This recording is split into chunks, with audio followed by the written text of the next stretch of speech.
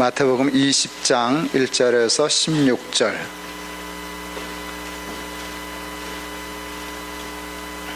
제가 봉독하겠습니다. 천국은 마치 품꾼을 얻어 포도원에 들여보내려고 이른 아침에 나간 집주인과 같으니 그가 하루 한 데나리온씩 품꾼들과 약속하여 포도원에 들여보내고 또 제3시에 나가보니 장터에 놀고 서 있는 사람들이 또 있는지라.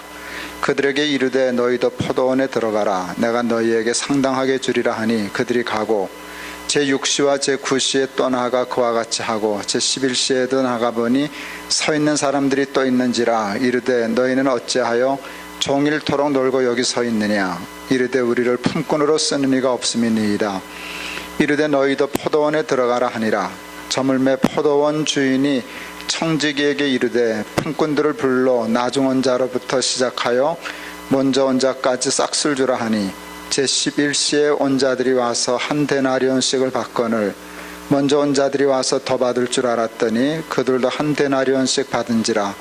받은 후 집주인을 원망하여 이르되 나중 온 이 사람들은 1시간밖에 일하지 아니하였거늘 그들을 종일 수고하며 더위를 견딘 우리와 같게 하였나이다. 주인이 그 중에 한 사람에게 대답하여 이르되 친구여, 내가 네게 잘못한 것이 없노라. 네가 나와 한 데나리온의 약속을 하지 아니하였느냐. 네 것이나 가지고 가라. 나중 온 이 사람에게 너와 같이 주는 것이 내 뜻이니라.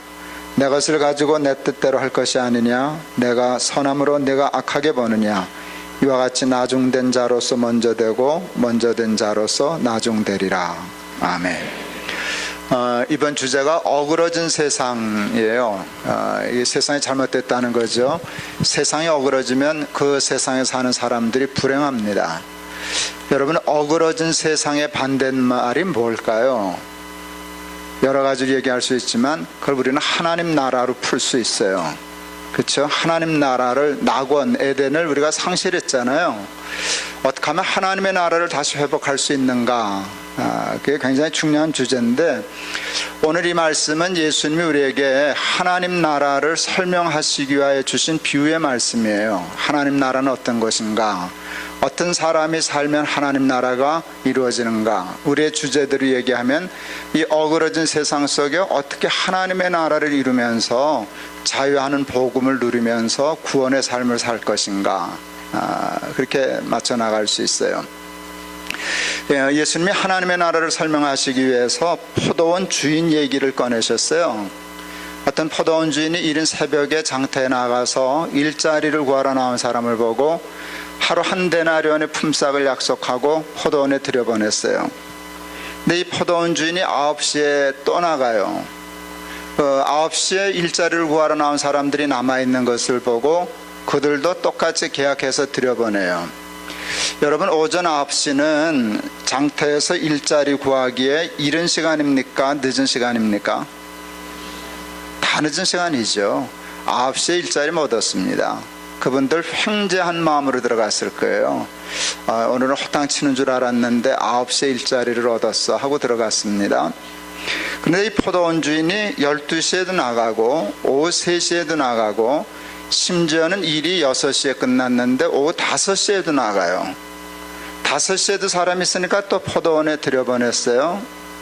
저는 얼마든지 그럴 수 있다고 생각했어요. 제가 농사를 지어보진 않았지만 포도를 딸 때가 되든지 봉투를 씌울 때가 됐든지 단 1시간의 품삯도 다급할 때면 그렇게 할 수 있겠다 생각이 됐어요.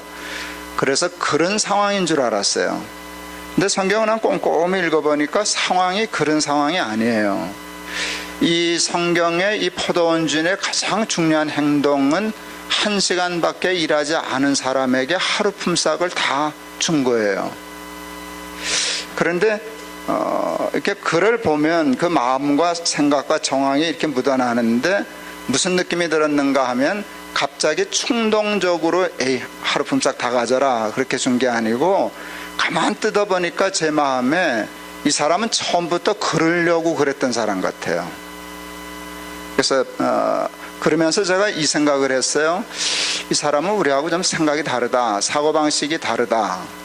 이분은 포도원을 위하여 일꾼을 고용한 사람이 아니라 일꾼을 고용하여 품삯을 주려고 포도원을 경영한 사람 같아 보인다. 이 얘기 듣고 가만히 있으면 상당히 곤란해. 저는 50 넘어서 그 생각하고 벼락 맞은 줄 알았어요. 정말로 벼락을 맞은 줄 알았어요. 그리고 내가 무릎을 치면서 이렇게 얘기했어요. 맞네, 그러면 하나님 나라네. 그런 사고방식, 그런 삶의 철학을 가지고 사는 사람들이 사는 나라가 하나님 나라다. 이게 예수님이 여기서 얘기하려는 것이었어요. 그리고 저는 100% 동의가 됐어요. 그리고 하나님 나라가 제 마음에 들어왔어요. 하나님 나라는 포도원 주인과 같은 마음을 가지고 사는 사람들이 사는 나라야. 한국에 사회적 기업이라는 말이 유행하고 있어요. 지금 사회적 기업이 한 1,500개가 넘는 것 같아요. 오늘 설교는 여러분 잘 들으셔야지 잘못하면 시험 들어요. 저희 교회 얘기를 쭉 하는데 단위가 좀 크고 일이 좀 커서 잘못하면 빈정상할 수가 있어요. 되게 잘났네. 그래, 너 잘났다. 너 팔뚝 굵어 하면 오늘 설교 그냥 깨끗이 물러가요. 그럼 그렇게 듣지 말고 좋게 들어주세요. 예. 우리 교회가 사회적 기업을 하는데요, 우리 교회가 세운 사회적 기업이 대한민국 탈북자를 위하여 세운 사회적 기업 1호예요. 그 모델이 성공하면서 1,500개까지 늘어났어요. 근데 어쨌든 사회적 기업과 일반 기업을 이렇게 구별해요. 일반 기업은 빵을 팔려고 고용한다. 당연하죠. 왜 직원을 고용해요? 빵 팔아서 돈 벌려고. 잘못됐나요? 아니요, 당연한 일이죠. 그것도 좋은 일이죠. 그런데 사회적 기업은 여기 조금 달라요. 고용하려고 빵을 판다. 사업의 목적이 돈 버는 데 있는 게 아니라 돈 버는 건 수단이고 목적은 고용하는 사람들에게 월급 주려고.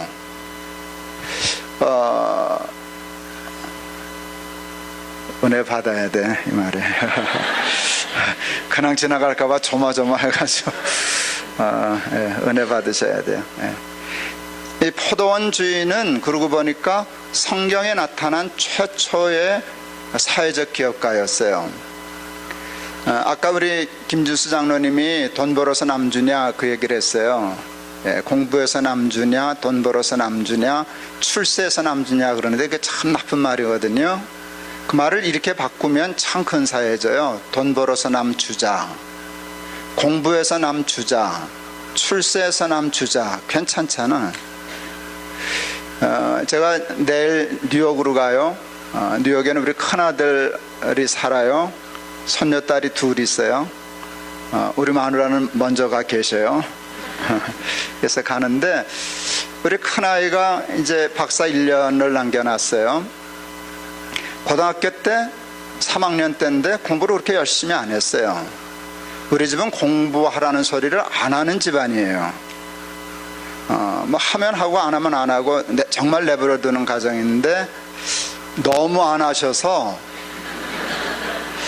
딱 한 번 얘기해 봤어요. 공부하라는 말을 이렇게 해봤어요. 소위 성공한 사람 중에 두 종류의 사람이 있어. 하나는 5,000명분을 혼자 깔고 앉아 먹는 사람, 또 하나는 5,000명을 먹이는 사람. 세상 사람들은 5,000명분을 깔고 앉아 혼자 먹는 걸 잘 산다 하지만 그건 잘 사는 게 아니라 부자로 사는 거야. 잘 사는 것은 5,000명을 먹이는 사람이 되는 거야. 공부해서 남 주냐 그러는데 공부는 남 주려고 하는 거란다. 공부를 잘해서 능력을 키워서 5,000명분의 파이를 만들 수 있으면 깔고 앉지 말고 5,000명을 먹이는 사람이 되거라. 우리 아이 인생이 바뀌었어요. 그 말 한마디 때문에. 그 다음날 책상 앞에 써붙였어요. 공부해서 남 주자, 5,000명을 먹이는 사람이 되자. 그리고 안 가리킨 걸 하나를 더 써놨어요. 하나님께 최상의 것을 드리자. 그리고 공부를 해요. 경제를 공부해요. 경제를 공부하는 이유가 공부해서 남 주려고 그래요. 경제를 잘 공부하면 많은 사람을 도울 수 있어요. 근데 경제 중에 개발 경제라는 걸 해요. 그래서 우리 아이는 밤낮 아프리카 가서 살아요. 아프리카 사람들 어떻게 개발해서 성공적으로 안정적인 삶을 살게 할 수 있을까?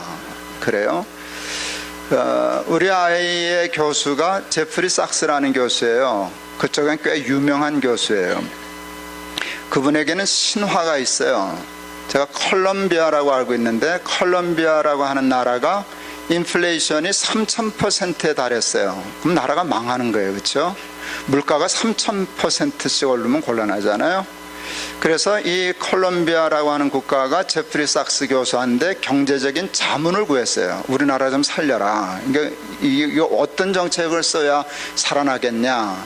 근데 제프리 sak스 교수의 자문을 받아서 콜롬비아가 그 해 인플레이션을 15%로 잡아요. 신화예요. 이게 경제를 공부하는 사람의 힘이에요. 그러니까 나라가 살았잖아요. 그 부인이 소니아 sak스라고 하는 소아과 의사예요. 유명한 사람이에요. 소니아 sak스라고 하는 분인데, 어느 날 신문기자가 소니아 sak스하고 인터뷰를 해요. 당신 남편이 꽤 세계적으로 유명한 그 노벨상 이제 자꾸 노미네이트 되고 하는 사람이거든요. 그런 유명한 사람인데, 당신은 당신 남편을 어떤 사람이라고 생각하십니까? 그럴 때 소니아 sak스의 말이 너무 황홀해. 자기 남편에 대해서 한 말이, 우리 남편은요 하고 얘기를 해요. 저는 소아과 의사이기 때문에 1년에 몇 명의 생명을 살릴 수 있어요. 의사니까. 그런데 우리 남편은요 1년에 수천만 명의 생명도 살릴 수 있어요. 우리는 공부하고 돈 버는 일의 모든 목적이 나예요. 나 혼자 깔고 앉아 잘 먹고 잘 살겠다는 거예요. 제가 뉴욕에 자주 가는데요. 우리 아들 때문에, 손녀딸 때문에 가끔 가는데, 제가 뉴저지에서 1년 안식년도 하고 그래서 그쪽을 조금 알게 됐어요. 어느 우리 교인으로부터 미국에 자기가 아는 분 중에 자가용 비행기가 있는 분이 있대요. 뭐 별로 놀랄 일은 아니에요. 제가 들어봤으니까. 뭐 자가용 비행기 있는 사람이 있다더라. 뭐 타이거 우즈도 있다더라. 그랬는데 재밌는 거는요, 여름에 휴가를 갈 때는 자기 비행기가 작다고 전보기를 전세내서 간대요. 자기 비행기 조그맣다고. 뭐 그래서 또 뭐 식구가 많이 가면 그럴 수 있겠지 했더니 그게 아니고요, 자기 애완견이 멀미를 하기 때문에. 저는 개를 되게 좋아해요. 저는 거의 개를 사람 취급하거든요. 제가 혼자 커서 개를 너무너무 좋아해요. 그래도 그건 아니지. 그래서 내가 그 소리 듣자마자 이게 무슨 개 같은 소리야 내가 그랬어요.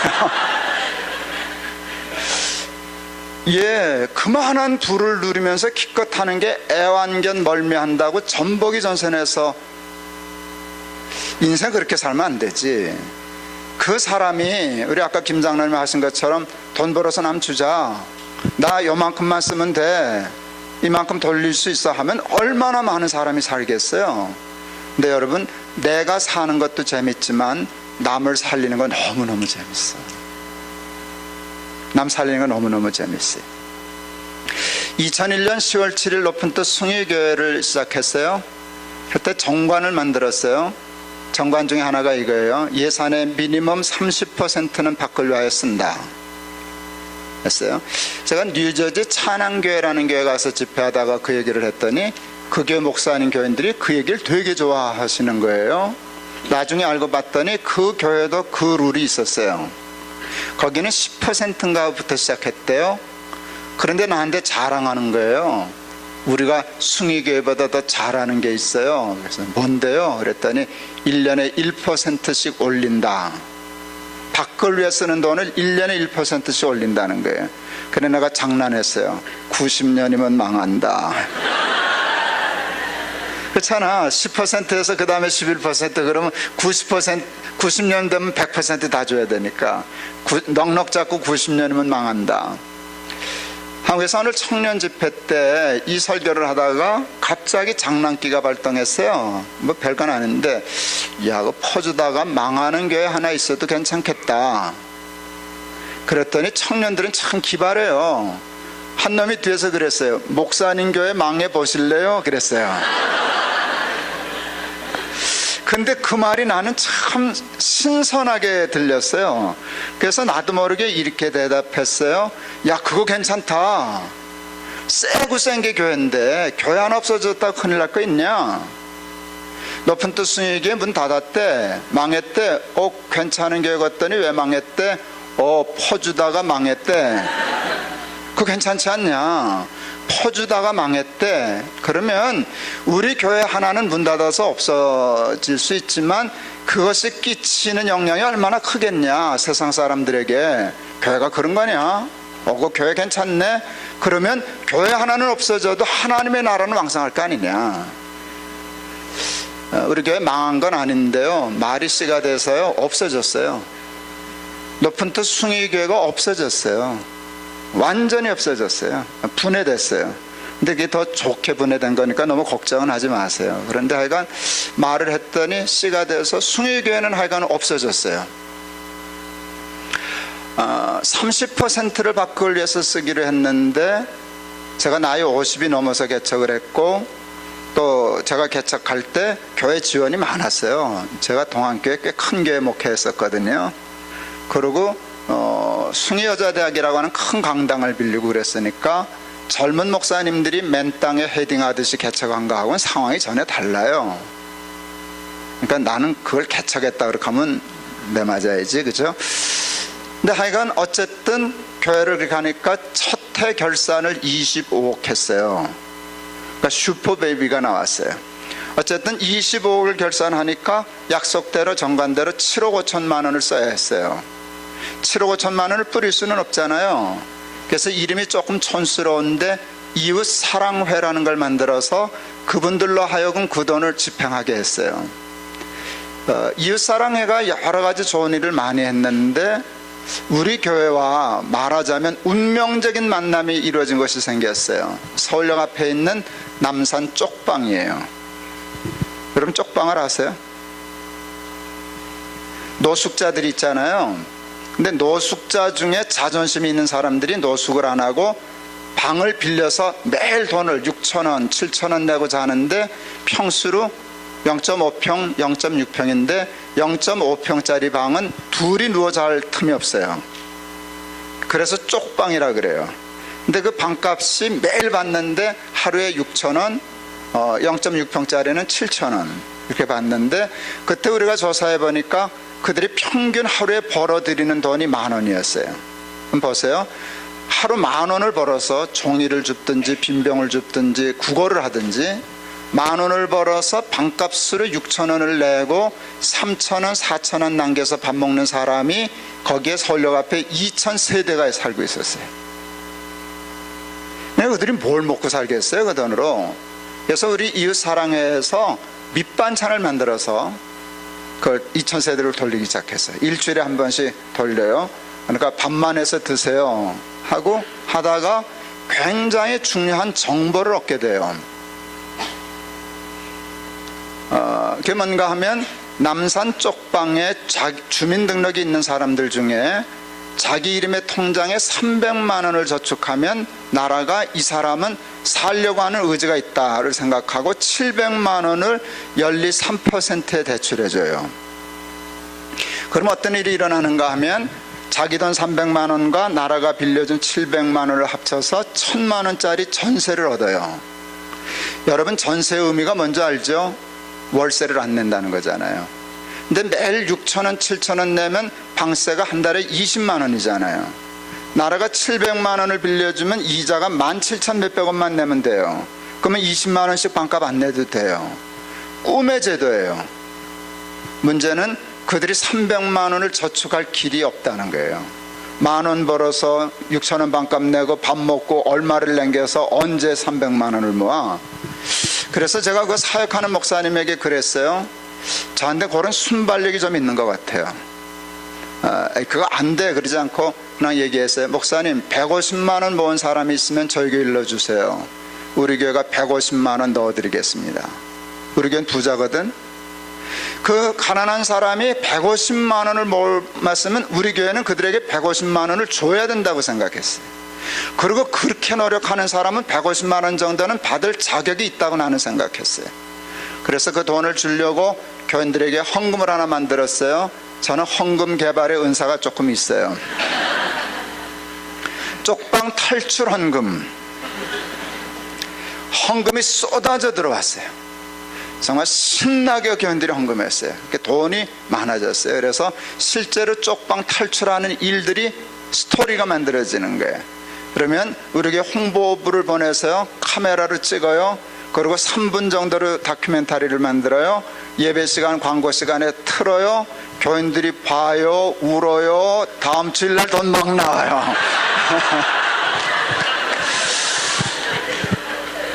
그 쪽방 탈출 사업 너무너무 재밌었어요.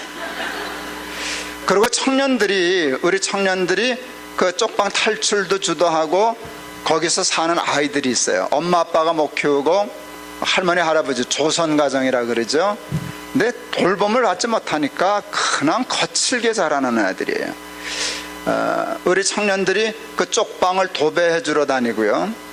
그 다음에 그 아이들 데리고 눈썰 매장도 다니고 롯데월드도 다니고 그랬어요. 왜?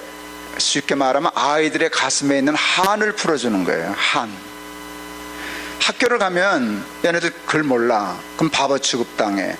또 얘네들 자기 친구들 뭐 롯데월드 갔다 왔느니 뭐 눈썰 매장 못 가면 화딱지 나거든. 그러면 애들이 벌써 이 세상 확 불질러 버리고 싶어, 이런 소리가 나오거든요. 그러니까 그런 아이들 데리고 눈썰 매장 데리고 이제 그랬어요. 참 재밌는 사역이 진행됐었어요. 쪽방 탈출 사업이 잘 성공되는데 무슨 일이든지 한 가지를 열심히 하면 하나님이 그 다음에 보너스를 주셔요. 그 다음 단계를 열어주셔요. 처음부터 미리 다 보고 가는 사람도 있지만 저 같은 사람은 그냥 한 걸음 한 걸음이에요. 요거 한 걸음 가서 그 다음에 보면 또 한 걸음 하는데 무슨 생각이 들었는가 하면 방만 바꿔주면 뭐해, 먹고 살 길이 없는데, 그래서 한 300만 원씩 빌려줄까, 포장마차 하라 그러게. 그래서 미천 나눔 헌금이라는 걸 또 개발했어요. 돈 내면 한 집에 300만 원씩 주자, 빌려주자. 떼먹힐 망정 주자. 시도를 해보자. 그래서 그 돈을 모아가지고 신청받아가지고 돈을 풀었어요. 300만 원씩 다 빌려줬어요. 그게 우리나라 미소금융의 원조예요. 이래봬도. 이게 마이크로 크레딧 사업을 우리 교회가 시작했어요. 어떤 사람은 뭐 포장마차 한밭집, 공사판에 한밭집, 뭐 또 구두 닦기 박스 이렇게 했어요. 그리고 담당하는 부목사님은 매일 그 가게를 돌아다니면서 5천 원씩 받아갔어요. 어느 우리 목사가 나한테 그랬어요. 목사님, 저는 일수쟁이에요. 근데 그 사업 실패했어요. 여러분, 하나님의 일을 한다고 다 성공하면 누구나 다 해요. 이 실패한다는 것 때문에 하나님이 진짜 충성된 사람을 찾아요. 다 성공하면 진짜 충성된 사람은 찾을 수 없어요. 실패했어요. 그들이 제가 일할 줄을 모른다, 일을 돈 안 되게 한다, 그런 느낌을 받았어요. 하여간 실패했어요. 실패했을 때 포기하면 실패로 끝나요. 실패했을 때 포기하지 않으면 그게 하나의 공부가 돼요. 우리 분석했어요. 왜 실패했나, 어떻게 하면 성공할 수 있을까 했는데 될 때까지 하려고 그랬어요. 정말 될 때까지 해보려고 그랬어요. 포기 안 하고. 되면 되는 거니까. 그래서 전략을 짜기를 1인당 300만 원씩 주지 않고 12명 그룹에게 6천만 원씩을 공동 대출했어요. 공동 책임을 지어서 12명을 묶은 게 굉장히 중요한 전략이 되었어요. 12명을 묶고 조직하고 교육하고 훈련하고 사업의 아이템까지 우리가 찾아서 개발해서 줬어요. 하나는 김밥 천국, 하나는 6인승 마이크로밴 2대를 사서 이동 세차 기계를 달아주고 돌아다니면서 세차해라. 근데 그때 우리 교인들이 한 3,000명 출석할 때였어요. 목사가 타락해서 교인을 내수 시장으로 파악하기 시작했어요. 우리 교인이 3,000명이야. 김밥 한 줄씩만 팔아줘도 3,000줄을 팔 수 있어. 차 안 닦여? 내가 이렇게 하면 우리 교족부에서 주소 다 뽑아서 줄 거야. 내가 보냈다 그래. 차 한 번씩 안 닦아주겠냐, 한 달에. 3,000명 교인이 차 한두 번씩만 닦아도 12명 반명했는데 아무 지장 없어요. 그렇죠? 뭐 그렇다고 교인들이 공짜로 내는 거 아니잖아요. 김밥 먹고 돈 낸 거고 차 닦고 돈 낸 거니까 뭐 그렇게 도둑질은 아니잖아요. 예, 그렇게 했는데 하나님의 은혜로 교인들 폐 안 끼치고 두 가지 사업이 다 성공했어요. 김밥 천국이 3년 만에 3억 원을 벌었어요. 개념이 없으시지. 그게 얼마나 그들에게 큰 돈인데, 정신 나간 돈이지. 꿈도 못 꾸던 돈을 벌었어요. 그래서 그들이 아주 기분 좋게 우리한테 빌린 6천만 원을 연리 3% 이자 계산해서 갚았어요. 근데 그 도도함이란 이름 말로도 할 수 없어요. 근데 그들의 도도함이 기분이 좋았어요. 밤낮 짓눌리고 자신감 없고 삐딱하던 사람들이 잘 썼습니다, 감사합니다, 이자까지 쳤습니다, 이럴 때 그 당당함, 도도함이 참 기분이 좋았어요. 나머지 돈으로 가게를 더 얻어서 제일 열심히 한 사람에게 사장을 맡겼어요. 이게 하나님이 주신 지혜예요. 우리는 어려운 사람을 돕지 않아요. 잘하는 사람을 도와요. 그래야 어려운 사람이 살 수가 있어요. 저희는 구제하지 않아요. 구제하는 데는 많으니까. 구제는 덫이에요. 구제하기 시작하면 구제를 받는 선에서 절대로 사람이 넘어서지를 못해요. 예를 들면 이런 거예요. 구제를 하려고 하면 선을 정해요. 100만 원 미만, 그러면 99만 원까지 되면은 돈을 줘요. 그러면 이 사람은 겁나서 100만 원을 못 벌어요.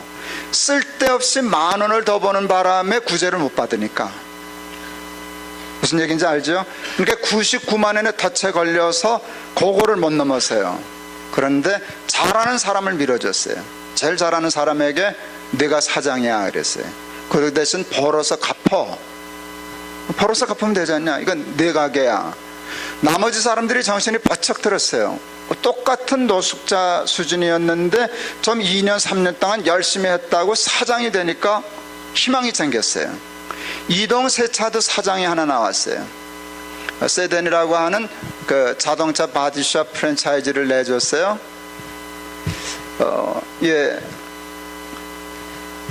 개업 예배를 드리러 갔는데 그분이 최 씨였어요. 내가 부를 일이 있어서 불렀어요. 최 사장 하고 불렀어요.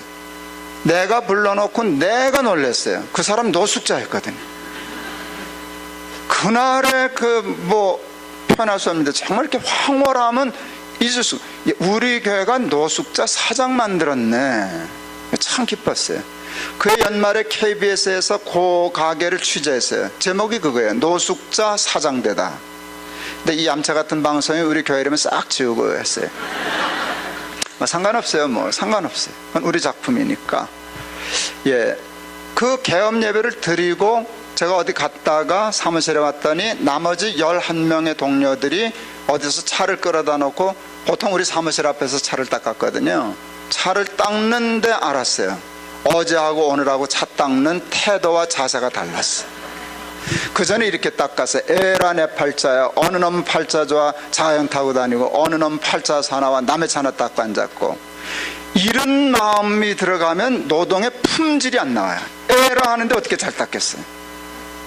그러니까 밤낮 그 빈곤의 덫에 걸리는 거예요.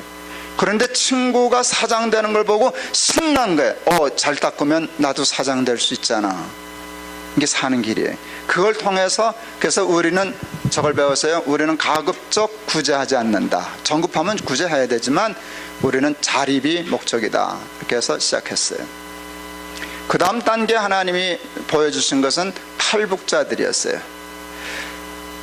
그 당시 한 7,000명 정도 남한 땅에 와 있는 탈북자가 있었는데 당연히 적응을 못해요.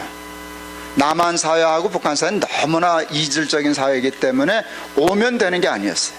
넘어오면 살 줄 알았는데 밥은 안 굶는데 가면 차별당하지, 말 안 통하지, 사고방식 달라서 왕따 당하지, 또 이북 사람들이 성깔은 또 하잖아요. 쌍 하는 게 있잖아요. 그러니까 2달을 못 버티고 대개 튀어나와요. 그래서 저희들이 물었어요. 이제 탈북자들을 위해서 탈북자들한테 왜 그러냐 그랬더니 월급이 너무 적다 그랬어요. 그때 얼마 받는가 조사했더니 평균 65만 원을 받았어요. 제가 마음이 좀 섭섭했어요. 남한 사장들 너무하다. 아무리 자본주의 돈에 놀리지만 65만 원을 월급이라고 주냐, 그걸 갖고 어떻게 살라고. 사장 말을 들어보니까 말이 달라요. 일을 할 줄 모른다는 거예요. 농땡이 부리고 꾀를 부려서가 아니라 사회주의 속에서 자라난 사람은 일을 해야 할 동기가 없잖아요. 해도 자기 게 안 되니까. 일한다는 개념이 없는 거예요. 그냥 어영부영 대충 부르는 거지, 뭐 이렇게 죽자고 일을 안 해서, 그 남한 사장의 말대로 얘기하면 남한 노동자 생산성의 15%밖에 일 못한대요. 그래서 그래도 물었어요. 탈북자들한테 얼마 받고 싶으시냐고 그랬더니 그때 한 7년 전에 평균 100만 원 받고 싶다 그랬어요. 근데 보니까 100만 원 월급 주면 공장 망하겠더라고요. 그래서 제가 하나님께 기도했어요. 저들에게 100만 원 월급 줄 수 있는 공장을 우리가 세우게 해주세요 하고 또 헌금을 개발했어요. 한번 생각해도 돈이 좀 단위가 많아야 되겠더라고요. 그래서 우리 그때 한 3,000명 출석할 때였는데 학교 강당 빌려서 했었거든요. 예배당 없이. 그래서 교인들한테 건축 헌금하자 그랬어요. 교인들이 처음에 우리도 이제 예배당 지으려는가 보다 기대했어요. 근데 그 건축 헌금 이름이 조금 이상했어요. 보이지 않는 성전 건축 헌금. 우리 교인들 척하면 삼천리지 뭐. 알아차렸어요. 돈은 내라 소리다, 예배당은 안 짓겠다는 소리다, 그 돈 어디다 쓰시겠다는 소리다. 예. 우리 교회가 200억 작정했어요. 예, 보이지 않는 성전 크잖아 우리 교회가. 200억 작정해서 그 중에 70억으로 탈북자, 노숙자, 이런 사회적 취약계층이라 보통 그러는데 그들의 자립과 자활을 위한 재단을 세웠어요. 70억 들였어요. 그리고 진짜로 탈북자를 위한 공장을 2008년 5월 달에 세웠어요. 23명 고용했어요. 탈북자. 교인들, 장로님들이 기겁을 했어요. 사업의 사자도 모르는 목사가 박스의 박자도 모르는 남한 노동자도 아닌 북한 노동자를 데리고 그때 124만 원 주기로 했어요. 100만 원 달라 그래서 124만 원 주겠다 그랬어요. 주 5일 근무하기로. 카나다는 감동이 안 오지. 한국의 박스 공장은 아직도 주 5일 근무하는데 없어요. 거기 뭐 오버타임 1인가 없어 공장. 근데 우리는 그거 다 주기로 하고 오버타임도 주고 주 5일 근무하기로 하고 124만 원 주기로 그랬더니 장로님들이 뒤로 자빠지시는 거예요. 여러분 생각에 그 공장 성공 확률 몇 %예요? 그걸 뭘 계산해? 빵 %지? 우리 목사님 뜻은 좋은데 세상을 몰라도 어떻게 저렇게 모르냐. 저거 어떻게 된다고 교인들 교회 돈을 한두 푼도 아니고 몇 억씩 갖다가 저러냐. 제가 설교하다 그랬어요. 나도 이거 안 된다는 거 압니다 그랬어요. 그러니까 교인들이 당황하더라고요. 몰라서 그러는 줄 알았는데 안다는 거라. 내가 알지 그걸 왜 몰라. 아무리 목사가 바보라 그랬으니 나도 압니다. 이거 확률 없다는 거 압니다. 교인들이 당황했어요. 몰라서 그런 줄 아는데 알면서 왜 저러냐, 무슨 심보냐. 얼굴에 그게 떴어요. 그때 신기한 말 해봤어요. 저는요 할 수 있느냐 없느냐 생각 안 했습니다. 해야 할 일인가 아닌가만 생각했습니다. 할 수 있는가 없는가 하면 못할 일인데 해야 할 일인가 아닌가를 물으면 해야 할 일입니다. 그렇지 않으면 다 망합니다. 이거 7,000명도 감당 못하면 나중에 통일되면 두 나라 다 망합니다. 무슨 수를 찾아도 찾아야 됩니다. 그걸 제정신 가진 사람이 투자하겠습니까? 우리 그러니까 하다가 망해도 해보자 그랬어요. 망한다고 해야 할 일을 안 하면 그건 망하기 전에 망한 교회입니다 그랬어요. 왜? 해야 할 일을 하지 않았지 않습니까? 그건 망하기 전에 망한 교회죠. 차라리 하다가 망하는 게 훨씬 떳떳하고 낫죠. 그리고 제가 하나님께 대해 불경스러운 표현을 써봤어요. 하나님은 뒀다 어디 쓰냐 그랬어요. 그랬더니 하나님이 되게 좋아하셨어요. 나한테 내 말이 그 말이다 그러셨어요. 저 인간들 나 하나도 안 믿어. 믿습니다 쓰바름만 되게 하지 하나도 안 믿어. 정말 중요한 일이 있을 때는 자기 판단만 믿어. 사람은 믿더라. 근데 나는 안 믿더라. 나는 계산에 넣지 않더라. 얘 난 뭐냐. 그날 설교 제목 근사하게 뽑았어요. 미션 임파서블. 그게 설교 제목이었어요. 그리고 밀어붙였어요. 공장 돌렸어요. 흑자 낫게요, 적자 낫게요? 흑자 낫게요, 적자 낫게요? 적자 낫죠. 조금 낫게요, 많이 낫게요? 되게 많이 났어요. 매달 적자죠. 매달 적자죠. 망할 줄 알았어요. 나도 망할 줄 알았어요. 그렇다고 해서 망하는 게 안 힘든 게 아니더라고요. 알아도 망하는 건 힘들더라고요.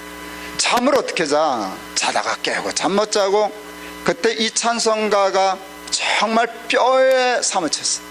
씨를 뿌릴 때 나지 아니할까, 슬퍼하며 심히 애탈지라. 이게 100% 내 마음이거든.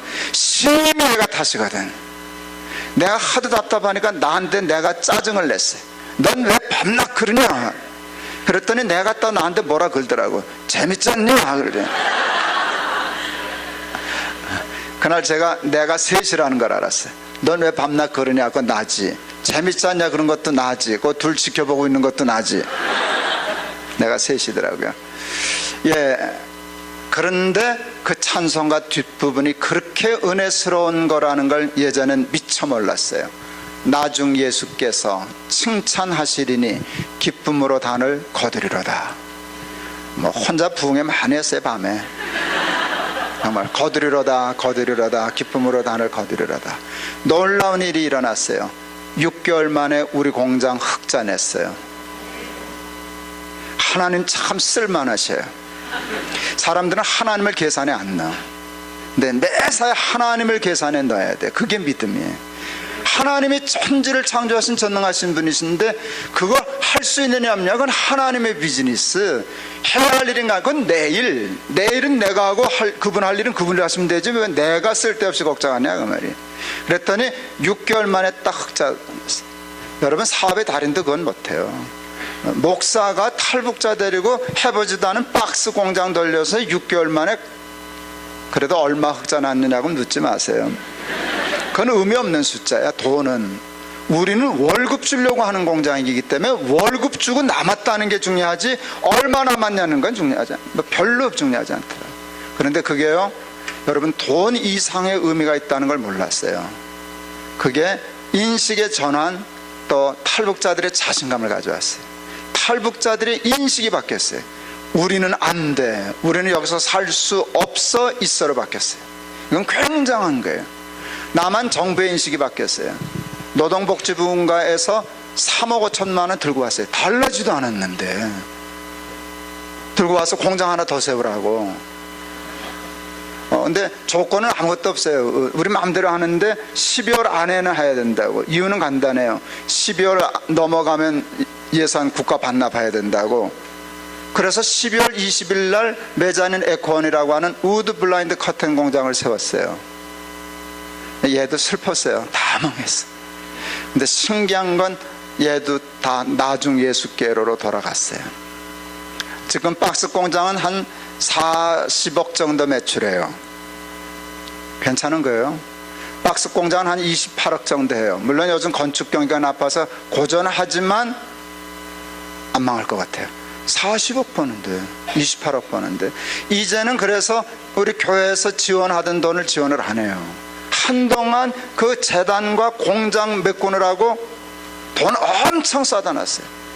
우리 교회가 1년에 10억씩 갖다 벌었어요. 200억 있으니까 10억씩 갖다 벌어요. 그러고도 제가 교회 집회 다니면서, 내가 좀 거친 표현이지만 앵벌이를 했어요. 10,000원씩만 주세요. 한 달에 10,000원씩만. 내. 그것도 내가 10억씩 모아다 줬어요. 난 돈 모으는 데는 은사가 있다니까. 그렇게 해서 쏟아부어서 살려놨는데 이제는 그 돈이 안 들어가는 거예요. 자기들이 벌어서 쓰는. 사장이 자꾸 큰 엉뚱한 소리예요. 이제는 저희가 조금 도와드릴게요. 예, 멀지 않았어요. 그동안 다 까먹은 거 봉창하느라고 그러지 지금 현재 흑자거든요. 흑자니까 언젠가는 나 좀 주겠지. 그런데 나 안 줘도 돼요. 지들만 벌어먹고 살면 되는 거지 뭐. 공장 2개 더 세웠어요. 고마운 손 고마운 사랑 가죽 지갑 벨트 공장. 이 두 공장은 아직도 슬퍼요.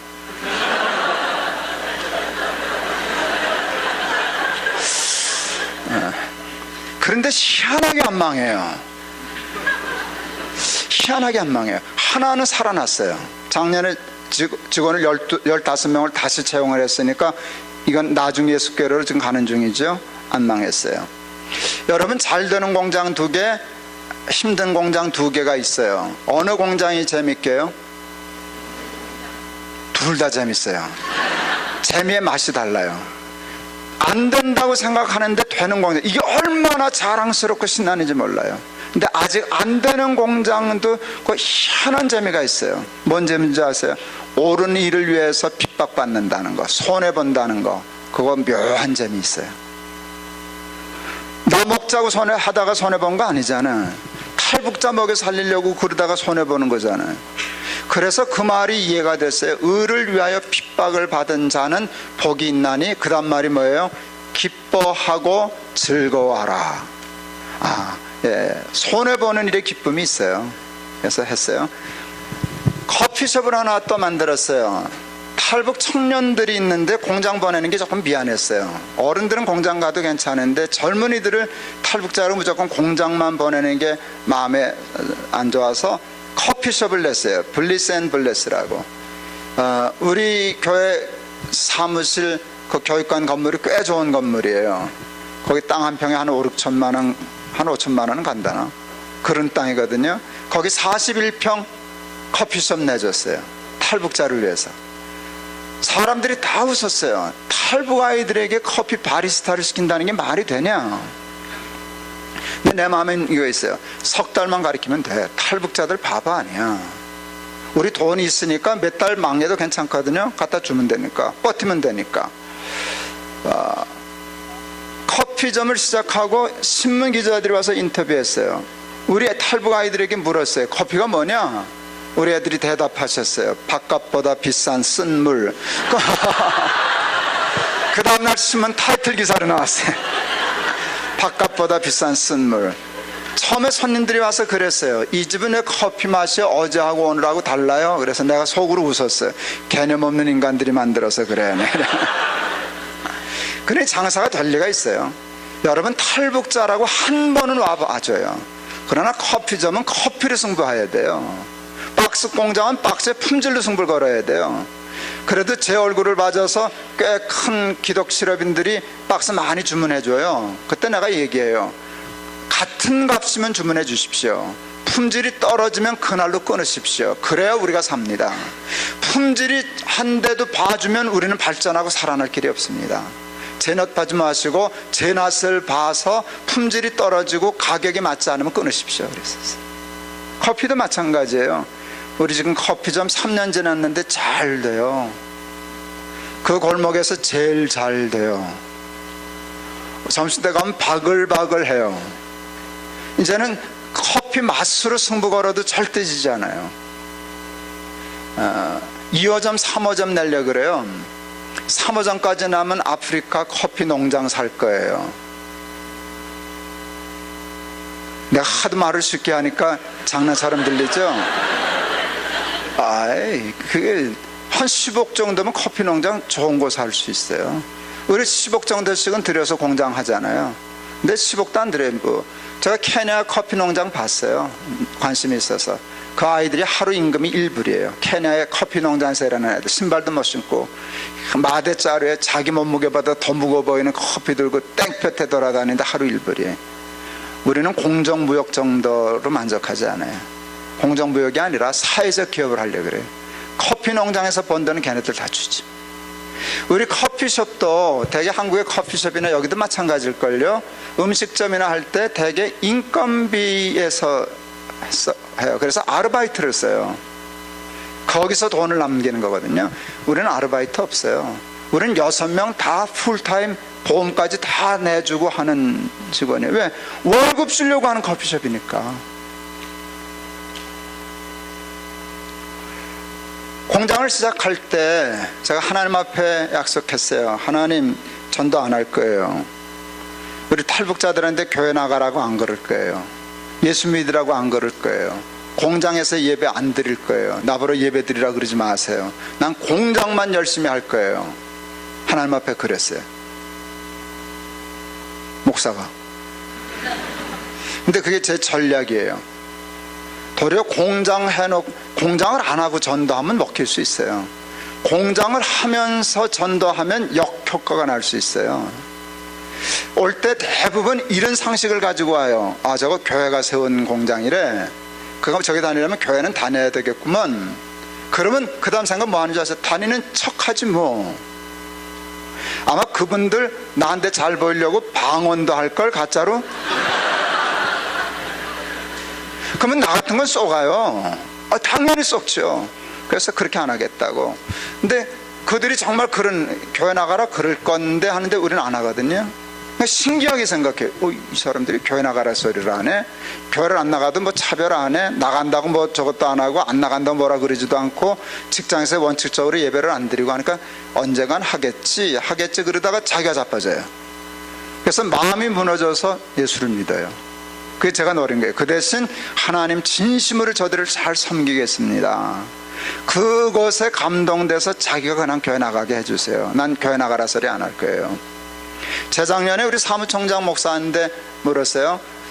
우리 직원들 몇 %나 교회 다닐까? 그랬더니 40% 나간다 그랬어요.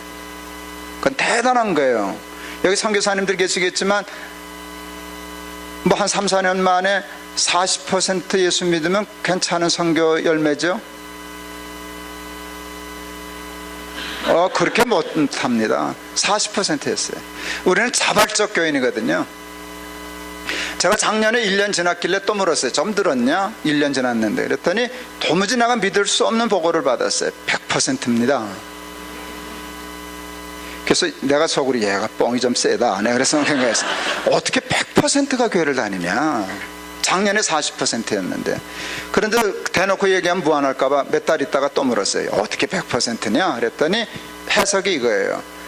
공장 시작할 때부터 있는 직원은 100%입니다. 그러니까 5년 만에 다 예수 믿게 됐어요. 5년 있는 사람. 물론 중간에 온 사람은 아직 안 다닌 사람이 있는데 제 말은 5년을 같이 공장한 사람은 다 예수 믿습니다. 대박이죠. 대박이죠. 우리 그 커피점의 점장이 탈북아이예요. 강은아. 이거 독정이에요. 정말 잘해주는데 교회를 안 가는 거예요. 우리 진짜로 잘해주거든요. 그냥 마음으로 정말. 그거 알아요, 이것들이. 근데 교회를 안 나가요. 이게 뭐 이런 게 다 있냐. 그렇게 잘해주는데 지가 인간이면 교회를 가야지. 안 가는 거예요. 나도 그래도 가라 소리 안 하는 거예요. 그랬더니 2011년도에 교회를 나가기 시작했어요. 2011년 11월 달에 그 아이 페이스북에 글을 올렸는데 제가 그 글 읽고 죽고 싶었어요. 너무 행복해서. 그 아이가 이렇게 썼어요. 자기는 성격이 좋은 일이든 힘든 일이든 나쁜 일이든 누구에게도 얘기 안 한대요. 부모, 친척, 친구에게까지도. 나 혼자 새기지 말 안 하는 성격이다. 남한에 와서 성격이 바뀌었다. 자꾸 뭔가 말을 한다. 누구에게? 그 얘기하는 대상이 하나님이다. 돌아가실 뻔했지 내가. 너무 좋아가지고. 근데 그 다음에 하나 더 썼어요. 2011년도에 제일 잘한 일은 하나님을 만난 일이다. 제가 이 짓을 하고 다니니까 그 친구들 또 선배들 중에 그랬어요. 목사가 복음을 전해야지 네가 무슨 장사꾼이냐 그래. 씨를 뿌려야지. 하도 약이 올라서 그래서 네가 뿌려라 그랬어요.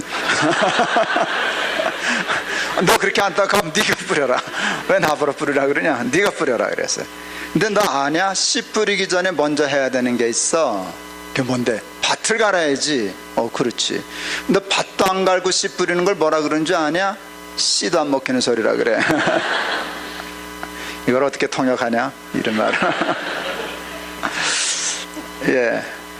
저는 그냥 밭 가는 마음으로 그렇게 해요. 그런데 그 속에도 씨가 있어요. 그래서 예수 믿는데 저는 이게 하나님 나라를 위하여 할 수 있는 가장 근사한 선교 전략이라고 생각해요. 이 일을 해외에 퍼져나가기 시작했어요. 하나님의 나라가요 누룩처럼 불어나요. 누룩처럼. 무서운 속도로 불어요. 그러니까 남한에서 사회적 기업이라고 하는 게 성공했잖아요. 이제 우리 재단이 꽤 큰 재단이 되었어요.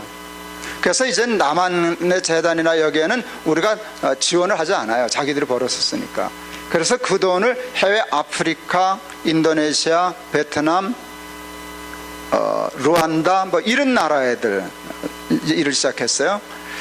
우리는 역시 사회적 기업을 시작해요. 베트남에 이제 너희들은 200억씩이나 있으니까 그걸 하지, 그러니까 200억 없어도 되는 사업을 일러드릴게요. 3천만 원 가지고 시작하는 거예요. 베트남에 우리가 교회를 시작하고 첫 해부터 의료 선교를 갔어요. 저희 교회는 의대 교수들이 꽤 있어요. 그래서 추석 때마다 휴가를 얻어가지고 그때는 다 베트남을 갔어요. 다른 교회도 그렇겠지만 저희 선교 전략은 깐, 이마, 똑까 전략이에요. 한 군데만 가는 거예요. 그래서 그 주유소 습격 사건, 거기에 유호성의 대사가 난 참 마음에 들었어. 나는 한 놈만 패. 한 놈만 패는 거예요. 한 놈만. 그래야지 이놈 팼다 저놈 팼다 하면 한 놈도 못 잡거든. 한 놈만 패. 처음에 베트남을 갔더니 우리가 의료봉사를 가니까 받기는 받는데 별로 달가워하지 않았어요. 나중에 알았어요. 한국과 개신교를 싫어하는 거예요. 왜? 미국하고 전쟁한 나라잖아요. 그러니까 미국하고 관계된 거를 정서적으로 좋아하지 않아요. 그러니까 교회 싫어하고 한국 사람 별로 안 좋아해요. 준다니까 너 와서 해라, 뭐 주면 받지 했는데 달라 소리도 안 해요. 자존감이 높아가지고. 그러니까 그냥 열심히 다니는데 이렇게 조금 기름하고 물처럼 걷더라요. 근데 10년을 가니까 이게 녹아지더라고요. 그러니까 그게 마음이 통하잖아요. 이젠 교회 세워달라 그러고 그럴 정도로 친해졌어요. 재작년인가 작년인가 거기 공산당원이죠. 그 공산당원이고 그 시 공무원이 우리한테 2,500만 원을 빌려줄 수 있느냐고. 그들이 돈을 빌려달라 그래서 너무 기뻤어요. 우리한테도 돈 빌려달라 그래서. 뭐 하시게요? 그랬더니 베트남 참 좋은 나라예요. 자기 가게를 가지고 있는 사람은 오후 5시에 문을 닫아야 돼요. 5시까지만 장사해요. 5시 이후에는 노점상들이 그 앞에 와서 야시장을 벌려요. 우리나라보다 훨씬 선진 아니냐? 그렇죠? 난 무조건 하지 말라 그러지 말고 아무 때나 하지 말고 5시 이후에 밤중에 너희들이 장사하고 가게에 있는 사람은 5시 가져가서 좀 놀고. 합리적이에요. 참 마음에 들더라고요. 그런데 이 노점상이 무질서하잖아요. 막 끌고 들어오니까.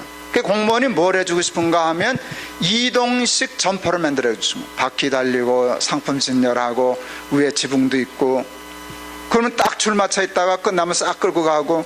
그게 하나에 25만 원이 들었어요. 베트남은 아직도 25만 원이 큰 돈이에요. 불과 10년 전에는 50만 원이면 집을 지었어요. 그러니까 25만 원이 큰 돈이지. 그래서 그걸 100개 분을 해주시면 자기들이 그걸 매일매일 회수해서 갚겠다고. 그래서 몇 퍼센트를 회수해 줄 거냐 그랬더니 90 몇 퍼센트 해주겠다 그랬어요. 그래서 제가 얘기했어요. 우리가 약속을 지키면 500개 분을 지원해 주마. 500개를 다시 다 성공적으로 약속대로 해주면 공장을 세워주마. 1년 만에 100% 걷어왔어요. 이 인간들이. 우리가 또 행정비라고 한 500만 원씩 줬어요. 공무원 쓰라고. 그랬더니 너무 좋아. 일을 잘해가지고 100%를 걷어왔어요.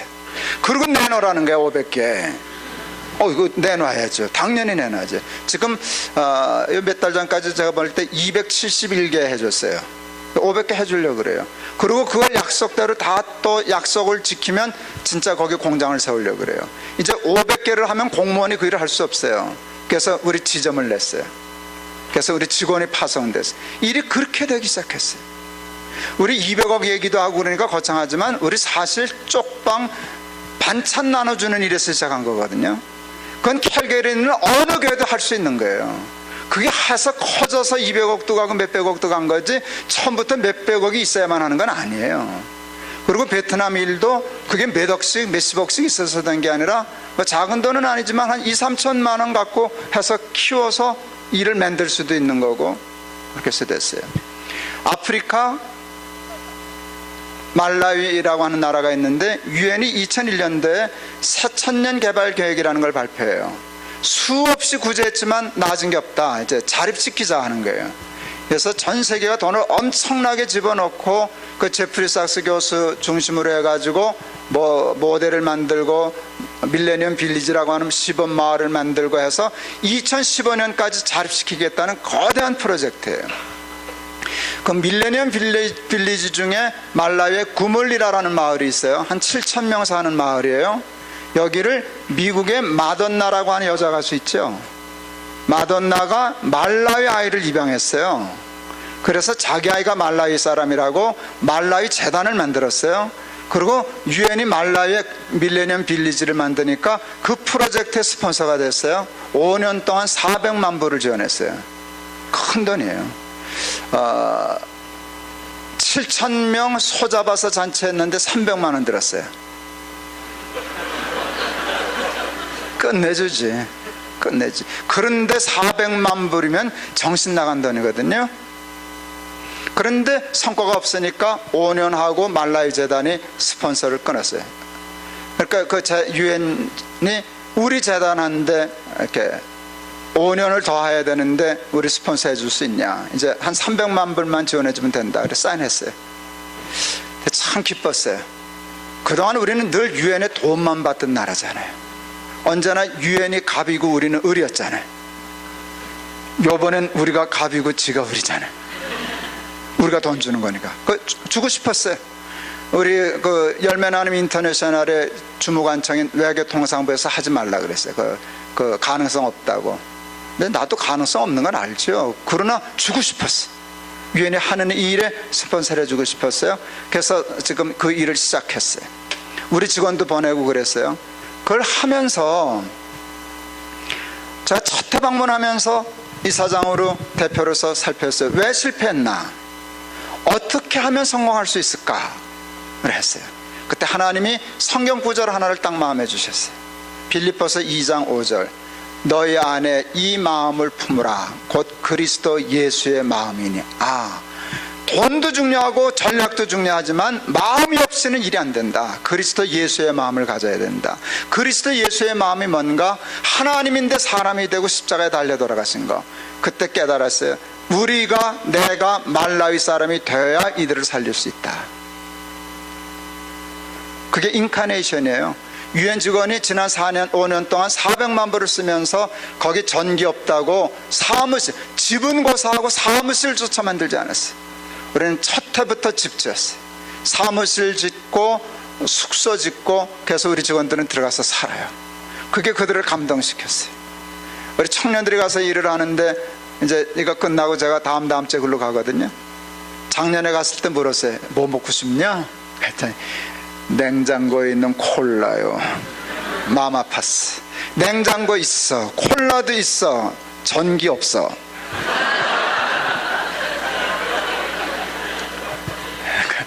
콜라가 없다는 게 아니에요. 콜라는 어딨어, 그거 살 수 있어. 그런데 전기가 없는데 어떻게. 그런 데서 단기로 극기 훈련하듯이 일주일, 열흘, 한 달은 있을 수 있지만 1년씩은 어디 있어요. 근데 우리 아이들 그걸 해서요, 마음을 바꿨어요. 우리는 구제하지 않아요. 그들을 살리기 시작하는데요, 재밌는 거 깨달았어요. 한국 사람 중에 예수 믿는 사람이 국제개발의 최고예요. 내가 가봤더니 목사 눈에도 뭘 해야 하는지가 보였어요. 왠지 아세요? 60년 전에 우리나라가 그랬거든. 내가 그날 가서 얘기했어요. 그때 제가 60살이었는데 환갑 막 지났을 때인데, 내가 60년 전에 전쟁동에 태어났는데 그때 우리나라가 여러분보다 더 비참했습니다. 그때 우리들이 밥그릇 들고 우유가루 배급받고 옥수수가루 얻어먹어서 원저 받아서 산 사람입니다. 여러분 도와주러 온 게 아닙니다. 빚 갚으러 왔습니다. 그들이 깜짝 놀랐어요. 그러기 시작했어요. 그러면서 저들을 어떻게 도울까 생각했어요. 굶어 죽는데 창고 지었어요. 한 3천만 원이면 창고를 지어요. 작은 돈은 아니지만 큰 돈도 아니잖아요. 3천만 원짜리 창고 몇 개로 7천 명 마을 사람들을 살릴 수 있어요. 이들이 보릿고개가 있어요. 그건 뭔가 하면 여러분 잘 모르죠. 보리는 안 익었는데 쌀은 떨어진 거예요. 그동안 양식거리가 없어서 굶어 죽어요. 말라위는 아직도 보릿고개가 있어요. 거기는 옥수수가 주식인데 옥수수 아직 안 익었는데 옥수수 다 떨어졌어요. 그러면 가난한 사람 그때 죽어요. 농사 지을 때 이들이 급하니까, 돈이 급하니까 제일 쌀 때 팔아요. 그리고 비쌀 때 사 먹어요. 4배까지 차이가 나요. 창고를 지었어요. 쌀 때 사놨다가 풀었어요. 4분의 1 가격으로. 그러면 그 사람들 사는 거예요. 올해는 이 전략을 쓰려고 그래요. 우리가 창고를 짓고 여러분들 농사 지은 거 헐값에 팔지 말고 이 창고에다 집어넣어라. 그리고 제일 비쌀 때 팔아라. 그들 당연한 질문이 우리 그동안 뭐 먹고 삽니까? 돈 빌려줄게. 우리 협동조합을 만들었거든요. 그 대신 이자는 내야 돼. 우리는 공짜로는 안 주니까 이자 내야 돼. 창고비도 내야지. 그런데 보면 여러분 그 돈으로 살아요. 옥수수 팔지 않고. 자기 옥수수는 창고에 있어요. 근데 돈을 언제 받는가 하면 4배로 받았을 때 우리 창고비 받고 이자 받아요. 재밌지 않냐? 난 목사한테도 너무 재밌는 게, 그러면 그 창고비나 그런 걸 해서 하면 마을의 자산이 축적되고요. 우리는 그거 벌어서 우리가 가져올 게 아니니까. 그리고 그 사람들은 돈이, 그러니까 수입이 최소한 3배 늘어요. 작년에 갔더니 초등학교 아이들이 합창을 하는데 그 노래 가사를 소개받고 내가 울었어요. 그 아이들이 이렇게 노래했어요. 이제 우리는 굶지 않는다. 이제 우리는 굶지 않는다. 예. 보건소 지어줬어요. 보건소는 2천만 원이면 지어요. 대한치과협회에서 약이랑 보내주기로 하고 간호사 숙소 지어놓고 보건소를 2개가 해놨어요. 약 해놨어요. 그러면 안 죽어요. 그동안 약이 없어서 죽거든요. 영아 사망률 세계 2위 나라예요. 1위는 어딘지 모르겠어요. 5년 이상을 살질 못해 애들이. 우리 그 막내 손자가 얼마 전에 폐렴 직전에 가서 병원에 응급실로 갔더랬어요. 우리 손자 죽었게요, 안 죽었게요? 한국엔 그런 거로 안 죽어요. 어떻게 죽겠어, 병원이 지척인데. 한 며칠 있다가 잘 나오셨지. 그때 알았어요. 우리 진욱이가 말라위 있었으면 죽었다. 그건 꼼짝없이 죽는 거예요. 근데 간단한 약 몇 개가 없어서 죽거든요. 근데 이제는 늘 약, 매달 한 300만 원씩 약값해서 해놔요. 간호사 있어요.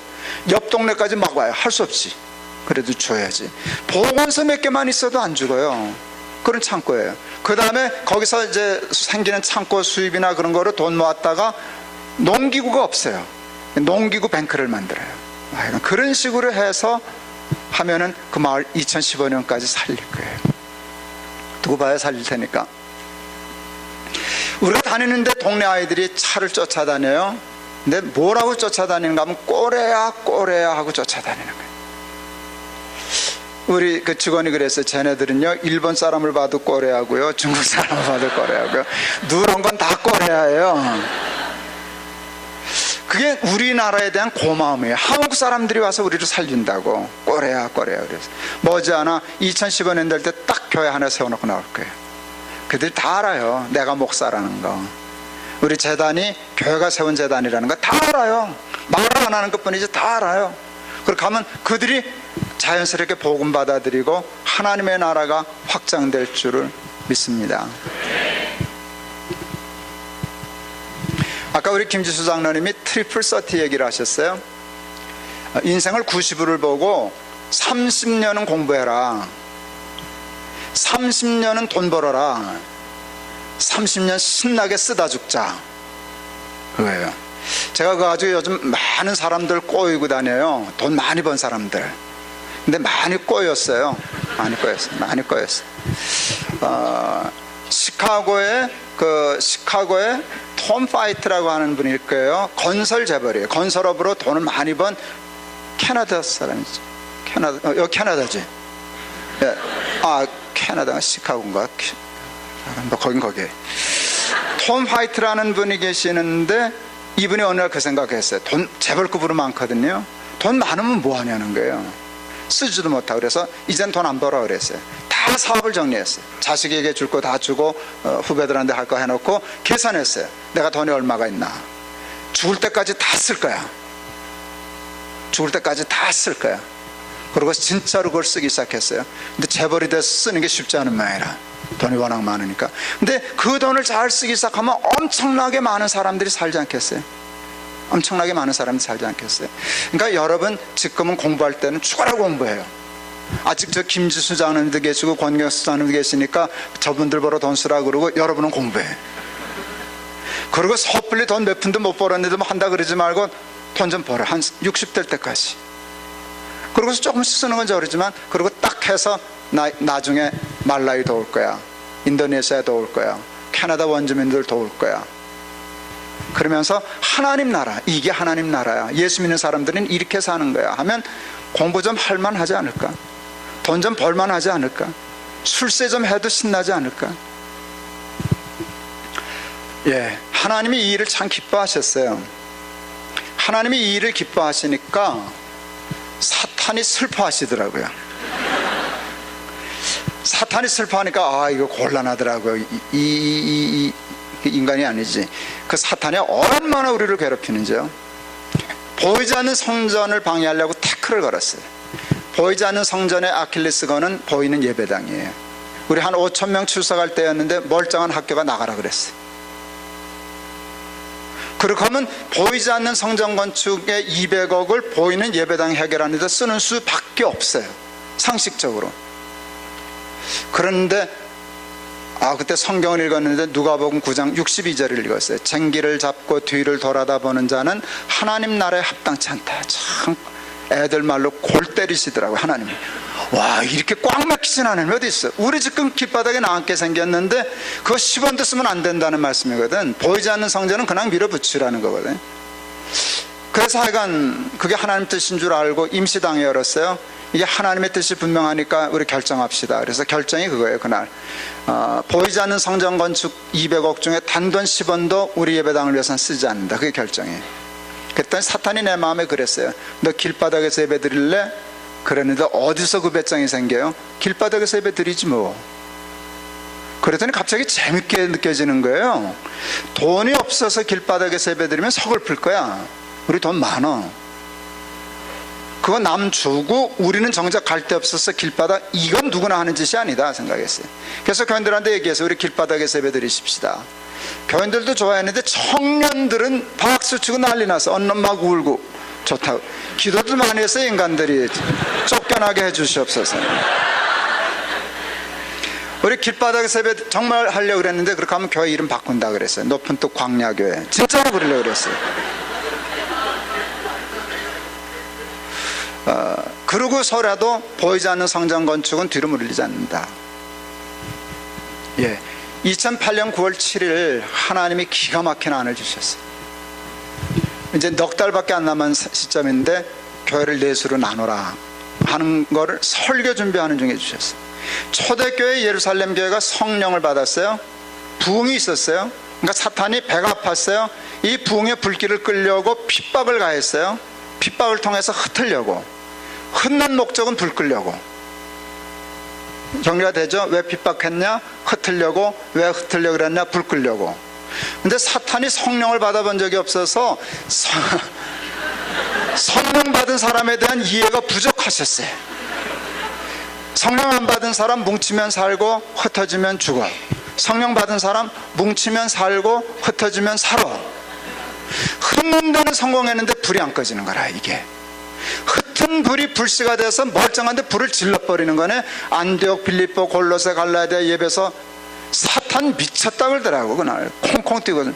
괜히 그랬어 내버려뒀으면 예루살렘만 불태우고 마는 건데 이게 잘못 건드는 바람에 사방에 이게 내 머리를 쳤어요. 사방으로 흩어지자. 교회를 넷으로 흩자. 5천 명 어디 갈 데가 없더라고. 그래서 한 1,500명씩 흩으면 가기도 쉽고 흩자 그랬어요. 그거는 문제가 없었는데 그래도 하나님이 양심이 계시면 하나는 날 주시겠지 생각했지. 네 교회 중에 하나는. 그때 하나님이 그러시더라고요. 야, 인마 내가 한 교회를 맡으면 교인들이 흩어지겠냐? 예. 그래서 정말 제가 빠지고 네 교회를 흩었어요. 그 흩을 때 제가 2,000명은 준다고 봤어요. 제가 안식년 갈 때 1,000명 줄었던 교회거든요. 이제 목회를 안 한다 그렇게 하면 2,000명은 최소한 줄죠. 기도했어요. 3,000명은 남겨달라고. 그게 자신이 없어서. 그래도 교회가 줄어도 이건 옳은 일이니까 할 만한 가치가 있다 하고 저질렀어요. 2009년 1월 첫 주일날 분립했어요. 조마조마해서 3,000명 오셨을까? 6,000명 오셨어요. 1,000명 늘었어요. 황당했어요. 내가 빠졌는데 교인이 늘면 어떡해. 교회가 지금 4년 지났는데 6개로 늘어났어요. 그리고 주일날 출석이 한 9,000명 됐으니까 굉장히 늘었죠. 내가 손 뗐는데도 교회는 잘 됐어요. 재단 엄청나게 커졌어요. 재단은 엄청나게 커졌어요. 그랬더니 하나님이 복을 주시는데, 정말 복을 주시는데 감당할 수 없는 복을 주시죠. 우리 예배당 살 돈을 남 줬더니 남이 우리 예배당을 사줬어요. 우리가 나오게 됐다는 얘기를 듣고 동백의 부자가 한층 바닥이 400평짜리 큰 건물이죠. 400평짜리 9층에 올라가는 건물을 돈이 많으니까 8층, 9층, 800평을 사놓으셨어요. 그런데 우리가 나오게 됐다는 얘기를 듣고 우리 주겠다고 연락을 했어요. 교회 주겠다고, 교회 하라고, 높은 뜻 순위교회 하라고. 내가 미국에서 안측년 하다가 나갔어요. 고맙다고 인사하려고. 그런데 5,000명 교회는 800평 갖고 교회를 못합니다. 난 받은 줄로 알겠습니다 하고 사양했어요. 섭섭해 하시더라고. 내가 더 섭섭한데. 근데 우리가 뇌수를 나누게 됐잖아요. 뇌수를 나누게 돼서 쫓아갔어요. 뇌 중에 하나는 들어갈 만하거든요. 우리 뇌수를 나누기로 했습니다. 한 교회 정도는 들어올 수 있겠습니다. 주실 수 있으실까요? 그랬더니 좋죠 해서 등기도 하지 않은 새 건물, 인테리어도 안 했던 건물을 인테리어도 한 10억 정도 드는데 그 돈까지 다 자기가 내서 예배당을 꾸며주셨어요. 그거 최소한 한 5, 60억 이상 가는 거거든요. 그러니까 우리는 그냥 꼴랑 들어가서 예배만 드려요. 지금 한 800명 출석해요. 조금 넘지 800명. 근데 그분 어느 교회 다니시게요? 그냥 자기 교회 다니셔요. 우리 그 높은 뜻 하늘교회인데, 높은 뜻 하늘교회 교인들은 지금 그분이 오셔도 그분인지 모를 거예요. 모르니까요. 신기한 일이에요. 이제는 다 밝힐 수 있어요. 그분이 녹십자 회장님이셨어요. 그럼 내가 알았나? 아니요, 난 본 적이 없는 분이에요. 그분이 그냥 내 설교 듣고 책 읽고 그러시던 분인데, 그때 마침 그분이 뇌수술을 받고 투병 중이시고 1년 투병 생활 하시다가 돌아가셨어요. 근데 어느 날 그 부인 집사님이 제 사무실로 오셨어요. 남편이 변호사 불러다가 유언장을 썼어요. 그 유언이 뭔지 아세요? 김동호 목사 하는 그 사업이 오르니 주식의 90몇 %를 김 목사에게 줘라. 궁금해서 물었어요. 얼마예요? 그랬어요. 300억이라 그랬어요. 난 300억이라는 돈은 나한테 숫자지 만져본 적이 없어요. 300억이라 그랬어요. 그래서 그런 줄 알았어요. 그제 큰아들이 재판을 걸었어요. 그 유언 무효라고. 자기한테 이게 안 오니까 무효라고. 그래서 3년 재판했어요. 몇 달 전에 대법원 판결 났어요. 유효하다고. 다 내 통장으로 들어왔어요. 근데 3년 동안에 주식이 곱절 올라서 640억 받았어요. 세금을 100몇십억 냈어요. 그래서 그래도 한 500억 남는데, 그래서 미래나눔 재단을 세웠어요. 그게 하나님이 하시는 일이지 뭐겠어요. 제가 200억 하나님 앞에 드리면서 그랬어요. 내가 기도를 잘한 것 같아. 하나님 오병이옵니다 그랬어요. 그래도 자기 먹을 거 먹고 내서 하나님 감동해서 5,000배 주셨죠. 이거 우리 예배당 질까 안 짓고 내는 거니까 누구는 5,000배 주고 누구는 5배 주고 이런 거 없깁니다. 그 대신 제가 좀 깎아는 드릴게요. 12광주리는 빼드릴게요. 네, 그랬어요. 진짜로 5,000배 달라고. 여러분 200억에 5,000배면 얼마게요?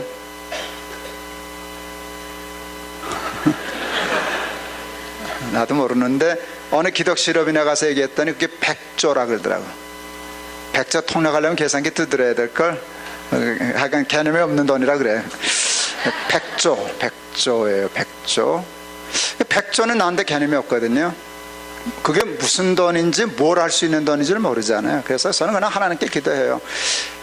제가 5,000배 달라는 건 이거였어요. 하나님, 남한에 있는 탈북자들 먹여 살리느라 애쓸 테니까 그 가상히 보시고 남한 탈북자도 먹게 해주시고요, 통일됐을 때 북한 사람들 먹고 살게 해주세요. 그게 내가 요구하는 5,000배예요. 그런데 그거 될 것 같아요. 지금 이루어지는 일이 지금 뭐 640억, 700억까지는 내가 얘기했죠. 근데 이 일이 어떻게 돌아가는지는 나도 아직 모르거든요. 제가 북한 때문에 이 일을 시작했는데 왜 하나님이 나를 아프리카로 내빼게 하셨을까 생각했어요. 유엔하고 좋은 파트너가 되면서 이 모델을 가지고 통일됐을 때 북한 들어가면 되겠다. 북한 들어가면 되겠다. 한 얘기 더, 이제 이게 누룩처럼 불어나는 일 하려고요.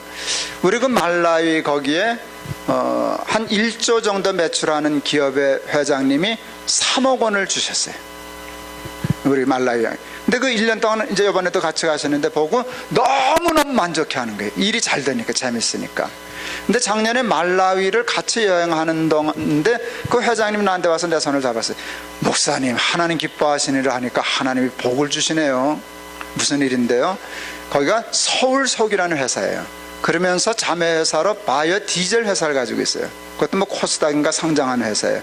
꽤 매출이 커요. 근데 바이오 디젤 회사의 가장 중요한 건 팜이나 옥수수 원료 공급하는 게 제일 크잖아요. 인도네시아의 팜 농장을 계약하려고 몇 년 동안을 그랬는데 안 됐는데 이번에 됐다는 게, 말라위를 방문하고 있는 동안에 몇 년의 수건 사업인 그 농장이 계약이 됐다는 게, 여의도 면적이 뭐 30배라나 뭐 어쨌다나 그래요. 근데 나도 대단하죠. 그 얘기 듣자마자 내가 그 회장님 손을 딱 잡았어. 론스타처럼 먹고 튀면 안 돼. 그래서 인도네시아와 같은 그런 자원은 많지만 경제적으로 어려운 나라는 다국적 기업의 자본들이 들어와서 쉽게 말하면 그건 자원 수탈 사업이거든요. 그 인도네시아 사람으로 보면. 그래서 정당하게 투자해서 하는 건 그렇지만 돈을 버는데 말이 왔다 갔다 하는데, 회장은 돈 많이 벌 거지 그랬더니 망하는 수도 있어요. 그래도 많이 벌 거지. 그래. 벌면 많이 벌어요. 그래서 그 번 거를 다 가지고 나오지 말고, 회사가 자선 사업하는 건 아니니까 자기 이익적으로 하지만 상당 부분을 인도네시아에 주라고, 인도네시아 사람을 잘 살게 하는데 투자하라고. 그러면서 제안한 게, 회장님 여기 말라위 요거 봤잖아요. 7,000명 사는 마을 우리가 5년 동안에 요거 한 500만 불 정도 들어가면 되는 건데, 그거 인도네시아 그 마침 그 농장에서 일하는 그 인부가 5,000명이래요. 우리 5,000명을 말라위 구물리라 마을처럼 하자고, 1년에 10억씩 내시라고. 그러면서 얘기했어요. 그렇게 하면 회사의 유익이라고. 왜냐하면 이미지가 좋아지잖아요. 그 인도네시아 사람들에게 서울석유는 좋은 기업이야, 돈 벌어서 다 갖고 튈 줄 알았더니 우리 잘 살게 해주려고 학교도 세우고 보건소도 세우고 이러면서 이렇게 해. 그러면 브랜드 이미지가 좋아지면 회사가 좋아진다고. 그러면 서로 윈윈이라고.